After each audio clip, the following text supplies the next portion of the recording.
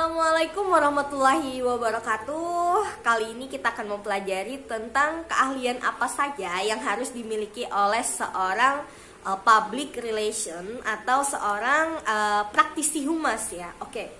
Yang pertama adalah writing atau menulis. Nah, jadi menulis adalah salah satu keahlian yang harus dimiliki oleh praktisi humas. Nah, namun menulis yang dimaksud di sini bukan sekedar menulis, karena semua orang udah pasti dong bisa menulis, bahkan anak kecil juga bisa menulis. Nah, namun menulis yang dimaksud di sini adalah sebuah tulisan yang membuat unsur-unsur green journalism ya, yaitu unsur-unsur kehidupan jurnalis ya, yang mana tulisan tersebut nantinya buat sebuah berita, buat di radio, kemudian buat naskah pidato, atau buat informasi sebuah produk. Nah, jadi tidak sekedar menulis, namun sebuah tulisan yang kata-katanya itu membuat unsur berita ya, yang mana sebuah tulisan kita itu diharapkan nanti akan memberikan feedback bagi orang yang membacanya. Keahlian yang kedua adalah editing atau mengedit. Nah, jadi seorang public relation atau praktisi humas juga harus bisa mengedit komunikasi internal atau eksternal yang akan dipublikasikan ya. Jadi sebuah publikasi yang berbentuk komunikasi itu bisa aja ada bahasa yang salah atau ada bahasa yang kurang tepat. Nah, itu bisa diedit atau dihilangkan. Jadi seorang public relation juga harus bisa mengedit hal tersebut.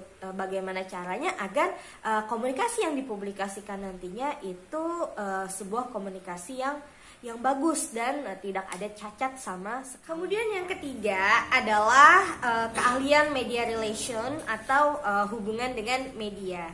Jadi seorang public relation dia juga harus mampu memiliki keahlian mampu berhubungan dengan media ya, karena untuk publikasi kita bisa aja bekerja sama dengan media. Nah, jadi nanti kita sesuaikan kira-kira media apa yang harus kita gunakan atau kita hubungi untuk publikasi dari apa yang ingin dipublikasikan. Jadi harus bisa menghubungi media. Kalau nggak bisa menghubungi media ya gimana mau mempublikasikan apa yang ingin dipublikasikan ya.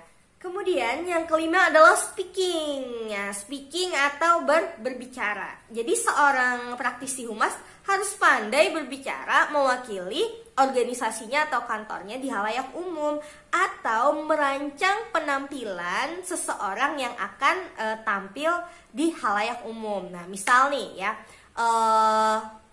bos kita atau direktur kita mau tampil di halayak umum. Nah, kita sebagai seorang praktisi humas, kita bisa memberikan saran-saran kepada beliau nanti bagaimana beliau berbicara, apa yang akan beliau sampaikan, bagaimana supaya yang disampaikan itu menarik, itu bisa disampaikan oleh seorang praktisi humas. Jadi seorang direktur yang mengerti mungkin dia pun akan tanya kepada seorang praktisi humas nih, bagaimana nih aku tampil supaya menarik dan lain sebagainya. Jadi bisa diberikan saran-saran bagaimana berbicara yang bagus di hadapan halayak umum ya. Tapi selain untuk penampilan orang lain, untuk diri sendiri pun harus bisa juga untuk berbicara di halayak umum.